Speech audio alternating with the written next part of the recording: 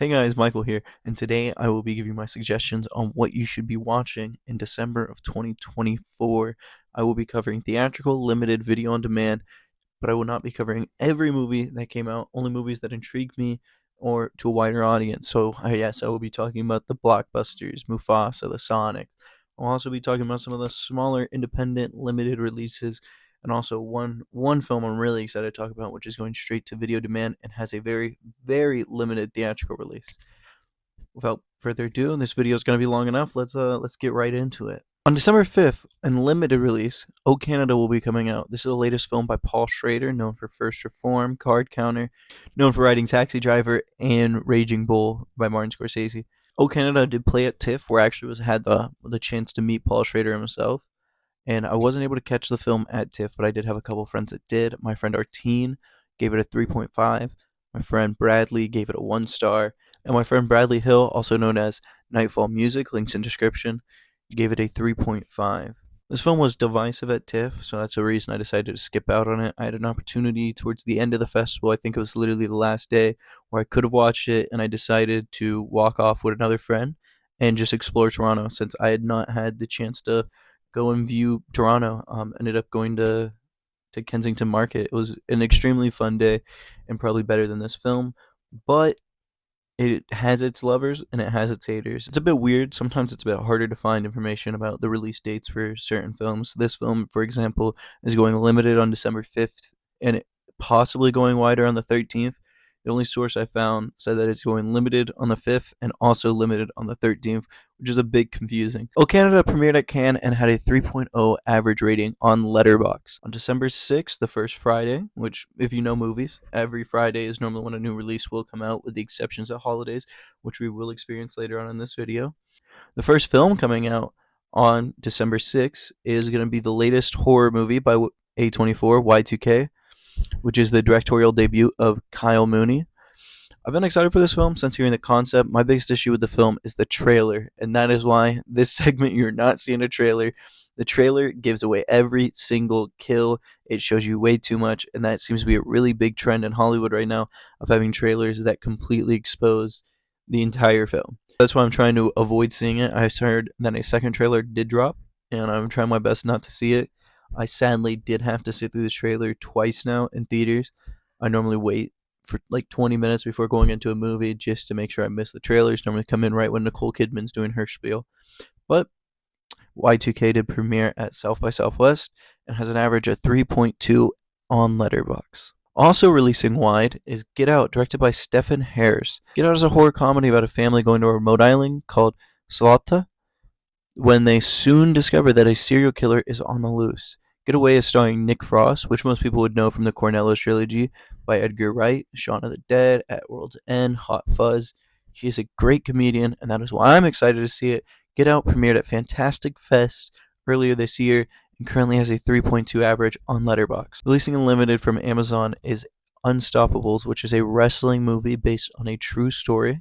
Unstoppables tells the story of Anthony Robles, a one-legged wrestler who doesn't let that stop him. He is able to push through adversity and get in the university he wanted to. Unstoppables looks like a fun and emotional story that will inspire many. Unstoppable is releasing limited in theaters on December 6th and is going on Amazon Prime on January 16th and has an average 3.3 on Letterboxd. Now, this next film released earlier in November, so some of you guys might have been able to catch it in limited, but Flow goes wide December 6th. Flow is a film I've really been excited for ever since hearing the buzz at TIFF. It came on a lot of people's top 10 list out of there, and I sadly didn't know the film at the time to catch it. It premiered at Cannes and actually has a 4.0 on Letterboxd. It's one of the higher ones on this list. Also, just going to put this out here. I might not have a chance to catch all these films. One of the films on this list is premiering in New York only. A lot of films, if they're limited, it comes harder to get. My local theater most definitely does not get any limited films, so I normally have to travel, and I'll be able to see around 12 movies in December. So take away the major blockbusters, I'll only be able to catch a handful of these. I will try to catch every streaming movie that I get the chance to. I'm very looking forward to a ton of these movies, and some of these I've already seen, like the next one. Releasing in limited is Night Bitch, directed by Marie Heller. I did catch this at TIFF, and I didn't like it, but to be fair, I was in the worst mood possible. Like, literally, I was miserable, just woke up, had to run down to TIFF. like a 20-minute walk. I finally get there. I have terrible seats. I'm in like I'm in the front row actually. I'm dead front. I'm looking up at the screen like this. I'm tired. I didn't want to be there, and I was not having the greatest start of my day, but I am excited to give it another chance. But Night Bitch is a tale of motherhood with a twist. Amy Adams is a stay at home mother who has to deal with raising both her child and a man baby of a husband, which she does have.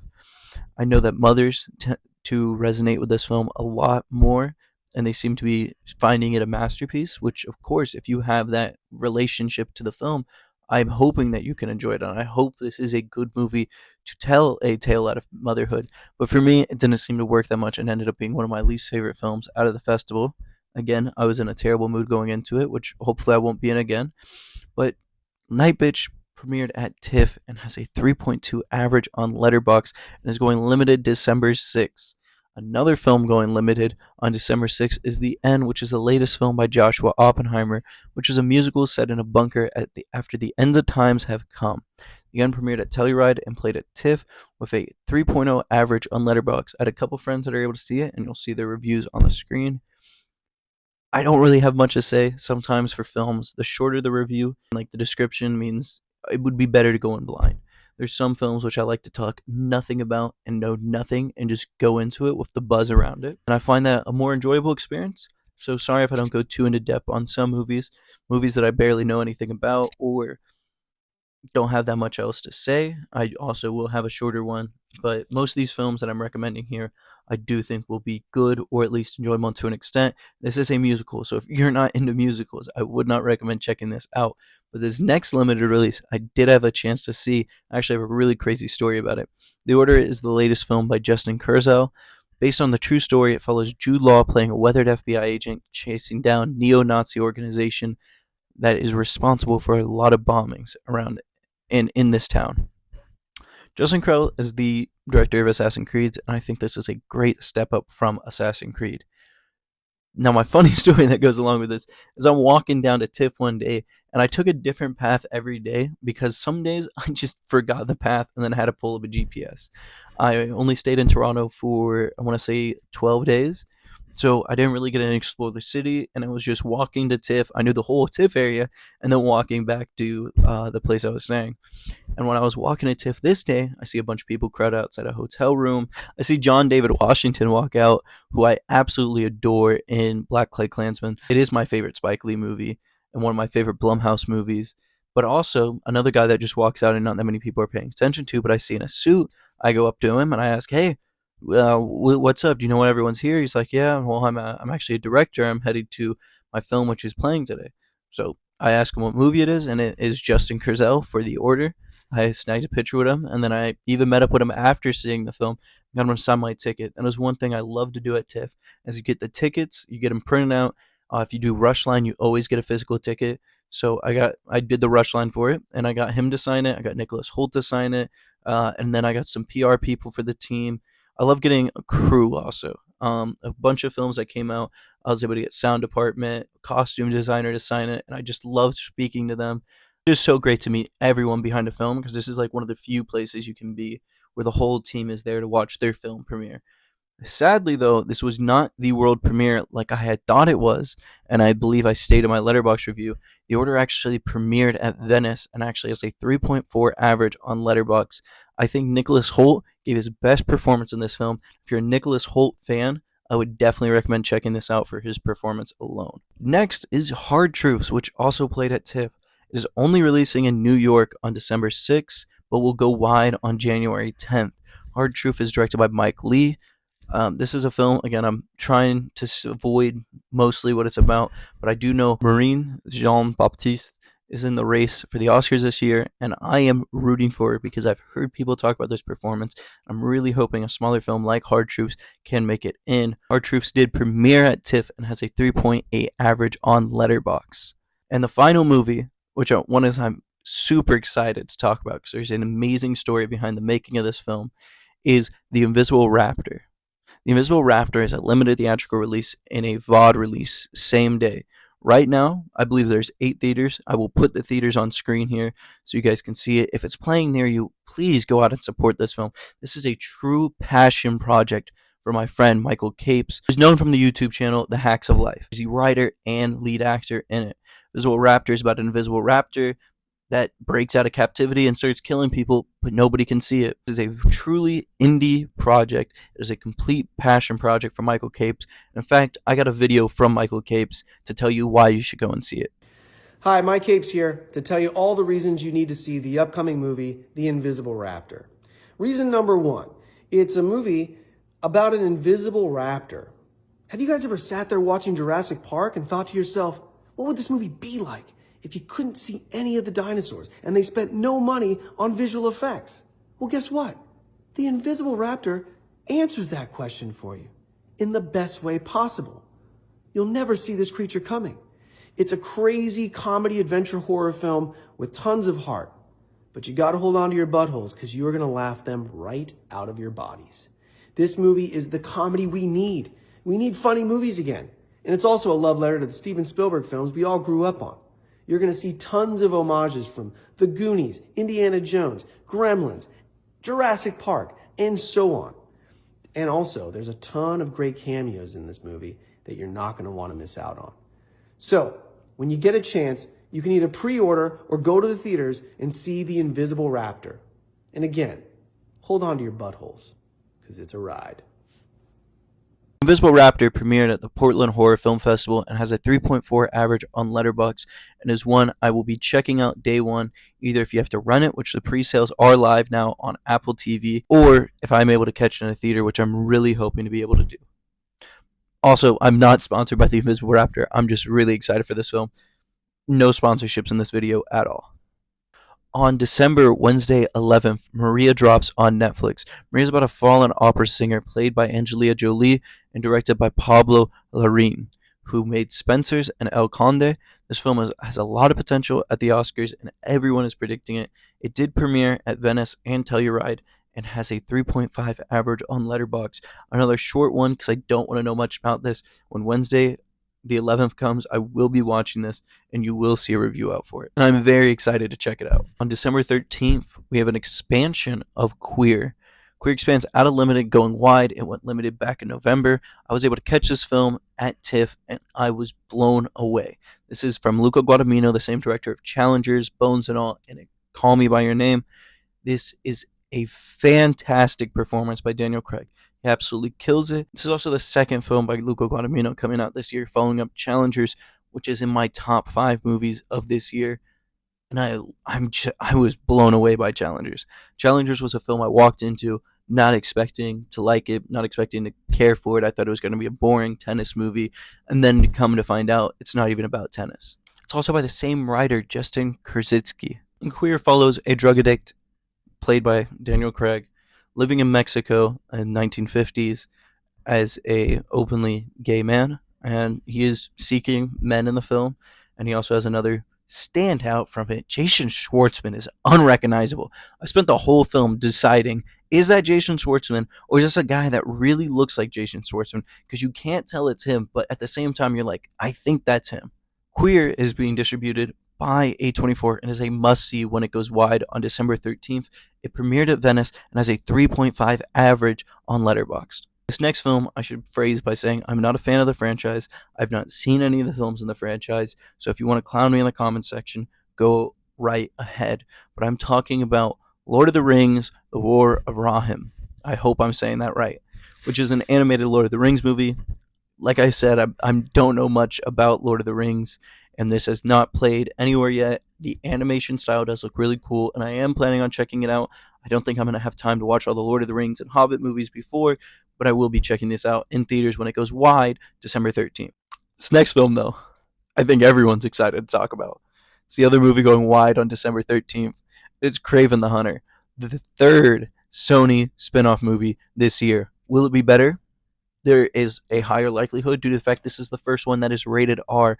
Madam Web came out earlier this year and was utter trash. Venom 3 came out, though it was better than the past 2 Venom movies, it is still a bad movie. Sony does not know how to make these Sony spin-off movies at all, and they are wasting pure potential. We all seen Joker, and Joker came out to be a great movie, which is a solo villain movie, which made it seem possible to put out good villain movies, especially after Venom had already came out at that point.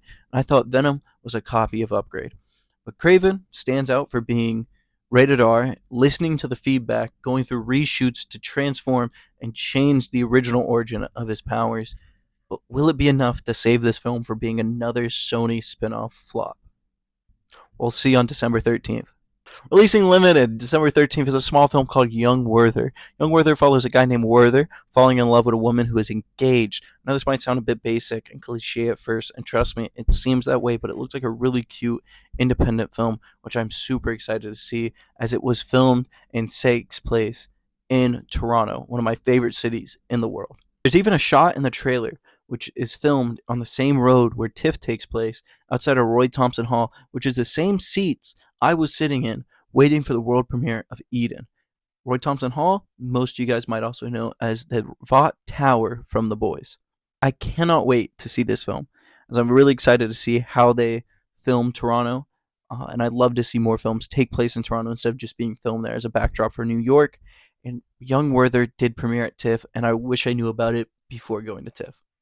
This next film is one of my favorite films out of TIFF. It goes limited on the 13th of December and goes wide January 10th. It is The Last Showgirl, directed by Gia Coppola, the granddaughter of Francis Ford Coppola. The Last Showgirl follows Pamela Anderson, one of the final showgirls in Las Vegas, who's struggling with the news that her show will be getting shut down after 20 plus years. The cast of this film is stacked with Jamie Lee Curtis, Dave Bautista, and Brenda Song, which everyone should know from The Sweet Life of Zack and Cody. I was at the world premiere for this at TIFF and was blown away. It is absolutely incredible. And if you get a chance to go and see this in theaters, please go do this. This is truly independent. Watch the recorded Q&A. This film was absolutely fantastic. I absolutely adored this film, and I'm very excited to rewatch this when it goes limited on December 13th and wide on January 10th. The Last Showgirl premiered at TIFF and has an average of 3.3 on Letterboxd. Also releasing limited on December 13th is September 5th, which has had its date changed last minute. Most people might think this is still going limited on November 29th and going wide on the 13th, but instead it is now going limited on the 13th of December and going wide on January 17th. Bit weird of a delay, but it was just released like a week before filming this. September 5th is about a hostage situation in 1972 Munich Olympics. As you watch a news broadcast team struggle to find out what to do during the situation, September 5th premiered at Venice and got amazing reviews and buzz out of Telluride as a 3.6 average on Letterboxd, and I should be seeing this film on December 4th because I got invited to a screening. Very excited for that, and you will hear my thoughts soon if I'm able to make it to that. The next film, also releasing limited on December 13th, is a film that I'm most anticipated for the rest of the year after hearing the incredible buzz out of Telluride, and it is Nickel Boys, which is shot in POV about a friendship between two young black boys in a reformed school in Florida. High Oscar chances for this film. That is all I know, and that is all I want to know. That's why you get the most basic description. If you want to know more about this film, I'm telling you about it. Go watch the trailer. Go look up more research about it. I'm staying far away because I want to go in blind, and I'm excited to see this. It is going limited on the 13th and expanding on the 20th. Doesn't mean it's going wide, but there's a chance that could happen in the future. Just no date is announced right now.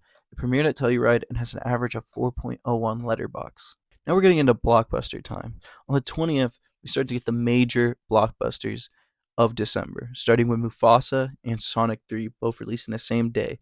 Mufasa is directed by Barry Jenkins, known for Moonlight, Oscar winning. This is a prequel to the 2019 live action Lion King, which I have not seen. I'm slightly intrigued to see how this original story is tackled, but at the same time, I have zero hope because most of Disney's live action movies have been trash. And then Sonic 3 is a sequel to Sonic 2, which was a sequel to Sonic the Hedgehog. These movies, though I have not seen the first, I did see Sonic 2 when it came to theaters, and I found it all right. Not the biggest fan of this franchise. I've never played the Sonic games besides the one on the Xbox and the tennis one. But I am slightly intrigued for this film because Jim Carrey will be playing a dual role, and the fact that there's allegedly supposed to be a child death in this, even though it's still rated PG. I'm excited to see how they're going to tackle a child's death and such happy source material. And the original song came out, and I don't know how that ties into the film either. But I'm still intrigued to see this, and I think Keanu Reeves is so far, based on what I've seen, is delivering an incredible voice acting job. Releasing limited on December 20th is probably the most talked about film of the year, besides Nora, which is The Brutalist, which is being called a modern day The Godfather. The movie, so long though, that it was hard to stay awake for at TIFF. I'm gonna admit it, I was passing out a couple times during it just because it was at 8 at night. I've been up all day, I've been up all week, staying up to 2 a.m., getting home, sleeping, waking up at 9, going back out, watching more films. So it was really tough to stay awake during The Brutalist, which is why I'm really excited to be able to catch it again. It was still incredible for what I did see of it, but with the 215-minute runtime, with a 15-minute intermission, is going to be an extremely hard sale, and I'm not even sure if this will go wide. My best bet is seeing it limited December 20th if it comes to my state. And if not, all movies that get released for an Oscar, unless they are released by Netflix, seem to get re released in theaters in March and February. So if you don't get a chance to catch The Brutalist, there is high chance it will be nominated for an Oscar, and you might be able to get a chance to watch it for a $5 ticket. Don't set your bets on this. It is still low likelihood, but it is worth it for those of you who are live in a smaller town or are more willing to travel then when there's other movies re-releasing like Honora. Honora sure had to plug it at some point. Honora is the greatest film of the year. We'll just say that. But speaking of which, The Brutalist gives incredible performances. But always been a fan of Adrian Brody, and he does a phenomenal job in this film. And Guy Pearce. So, one thing I will say about this movie, it is just best to go in blind. I knew absolutely nothing about it besides the actors playing in it, and I think I enjoyed it a lot more not knowing the story and not knowing where it would go or not even knowing anything about it. That's my preferred way of seeing the movie. Again, the trailer is out. You could look up, do as much research as you want. I'm simply here to tell you about the movies and tell you the best reason why you should see them. And this is a movie that is demanded to be seen on the big screen. And if you can catch it in 70mm, it is 100% worth it. It did premiere at Venice and currently has a 4.1 average on Letterboxd. Everyone I know who saw it was absolutely blown away by this. The final movie releasing on December 20th is releasing from Netflix 6888, which tells the true story of the women of the only all black, all female World War II battalion, directed by Tyler Perry, and is releasing limited on December 6th, but will go on Netflix on the 20th. I decided to put this here because I'm going to be catching it on the 20th. This isn't one I'm going to go all the way out to a theater for. Main reason I'm putting this on the list is Diane Warren is high likelihood of getting an Oscar nomination for this song. It's also Tyler Perry, so it could be good. The story does intrigue me though. I'm really excited to see this, and I will be watching this on December 20th. Will you be watching it? On Christmas Day, if you want to bring up a Barbenheimer event of the year, I think this is the day to bring it up. Wicked you have Glicked. You could say that was something. They're both making money, but I don't think people are watching them together. How about the 6 movies releasing on December 25th? On Christmas Day itself, who wants to go out and watch all 6 movies on release? If you're lucky enough to be able to get all 6. My theater might get 2, and I will say which 2 when we get to each, and because we're only confirmed for 1 right now. This is going to be an absolute crazy day for cinema because I've seen one of these films and I thought it was fantastic. So we'll get right into that. Baby Girl is coming out December 25th, starring Nicole Kidman, being produced and distributed by A24, and was even filmed in the offices of A24. It is the latest film by Helene Regine, which I had the honor of meeting at TIFF. She was absolutely wonderful. I was one of 2 people waiting for her, and she was shocked that I knew her debut film, Instinct. But most of you guys might know her from Bodies, Bodies, Bodies. Baby Girl stars Nicole Kidman as a CEO of a company, and I can't believe I'm saying this, but likes to be told what to do by an intern. It sounds weird, and my review for this film, word for word, is this is the horniest movie ever. This is an incredibly horny movie. And one of my friends decided to take his mom to go see it because she wanted to catch one movie with him at TIFF, and she was intrigued in this because she likes Nicole Kidman. This film is an extremely good, Amazing performances from Nicole Kidman. I think she has a higher chance than most people at the Oscar, but I don't know if it's going to get that recognition because of the source material. But Baby Girl premiered at Venice, where Nicole Kidman won the Golden Lion for Best Actress. Baby Girl sits at a 3.5 average on Letterboxd. Nosferatu is the latest film by Robert Eggers, who made The Northman, The Lighthouse, and The Vivitch, and this is a retelling of the classic vampire story. It has already played in LA and Sydney, but doesn't have an average yet. This film I've been looking forward to ever since I saw The Northman. Also, side note, AMC just released a popcorn bucket. The popcorn bucket game is going crazy. We're getting coffins, we're getting fleshlights. What is next? I feel like in 2040, we're going to get popcorn buckets that double as a house you can live in. Like they're gonna release up to, and you get just the entire house, and you can just get that as a popcorn bucket. The popcorn bucket game has just stepped up this year and is completely insane. Speaking of something completely insane, on the 25th we have a complete unknown, which, like I said before, is a complete unknown. It plays on LA on the 10th and goes wide on the 25th. Some press people have been able to see it since I'm recording this video. They've been saying that Timothée Chalamet gives a standout performance and completely embodies Bob Dylan. Complete Unknown, though, is a musical biopic about Bob Dylan, which I know nothing about. It is a complete unknown for me, but I don't know anything about Bob Dylan. It's directed by James Mangold, who did Logan and Girl Interrupted. Really enjoy Girl Interrupted. And just trying to speed through these now because I've already been recording for 40 minutes. The final wide release on December 25th is The Fire Inside, which is directed by Rachel Morris, a cinematographer turned director, and written by Barry Jenkins. The Fire Inside is a biopic about Clarice T-Rex from Flint, Michigan, and her story of being the first American woman to win an Olympic gold medal in boxing. The Fire Inside premiered at TIFF and only has played at TIFF and has a 3.4 average on Letterboxd, and will also be coming to Amazon Prime, I believe, beginning of next year. This next movie, I get the honor of not talking about that much. Instead, I'm going to pass the torch to a good friend of mine, Artine. What's up guys, Better Man, directed by Michael Gracie, releases limited on December 25th and wide on January 10th. And let me tell you, it is absolutely spectacular. It's one of my favorites of the entire year. It was my favorite film I saw at TIFF, and it tells the story of Robbie Williams as a CG monkey. And if you know Robbie Williams, I 100% recommend it. And if you don't, still check it out because it is a spectacular piece of work. The director of The Greatest Showman, Michael Gracie, puts on an absolute amazing visual effects masterpiece with Better Man. I hope it gets nominated for a couple Oscars. I think visual effects and original song looks likely now. I really hope so. And make sure you check it out because it surprised me. I was not expecting this one. Better Man premiered at Telluride and went to TIFF for its Canadian premiere and has a 3.4 average on Letterboxd currently. Thank you. The final movie releasing in December in limited on the 25th is The Room Next Door. The Room Next Door is the latest film by Pedro Almodovar. The Room Next Door won the Golden Lion at Venice for Best Feature. The Room Next Door is releasing limited on December 25th and goes wider on January 10th.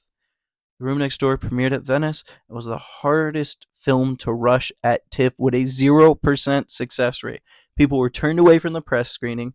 I was turned away from the second showing of it. 0 people got in the first public showing, and 0 people got in the second public showing. This was the absolute hardest film to get into. Brutalist let 5 people in the first day and 15 people in the second day, and this was harder to get into than The Brutalist. I wish I could have caught this. I had an opportunity to buy tickets, but I figured I'm at the front of the rush line. I should be getting in. And I was wrong. Won't be watching this until it goes limited on December 25th or even wide on January 10th. The Room Next Door does star Tilda Swinton, which is in the Oscar race. And this is another film I'm trying to stay in the little as know as possible for. I don't want to know anything about it. It has a 3.5 average on Letterboxd, and I want to leave it at that. If you want to seek out more information, again, like I said, go and check it out. But this is a film that has a lot of potential behind it. Last thing I'm going to cover is TV shows. I'm not the biggest TV show guy, but there's one TV show I'm really excited for that's coming out, and that's Creature Commandos, which is the first thing in the new James Gunn DC universe. It was written by James Gunn. I'm really excited for this to come out, and it has episodes start playing December 5th. There's a couple other TV shows which other people might be excited for, like the Star Wars Skeleton Cruise, which I believe also is December 5th. And at the end of December is What If Season 3. If you are excited for those, I hope you're able to enjoy those. Those I doubt I will be catching, but Creature Commando is something I will be catching, and you will see a full video on once the show is fully released. Also, in my last video, I did say I was going to do a review for Emily Perez Blitz Gladiator 2, which I will now include in my December Oscar predictions, just because I don't really have that much to say about those films. So that is all the releases to look out for. What are you most excited to watch? And did I miss anything that is on your list that you want to watch?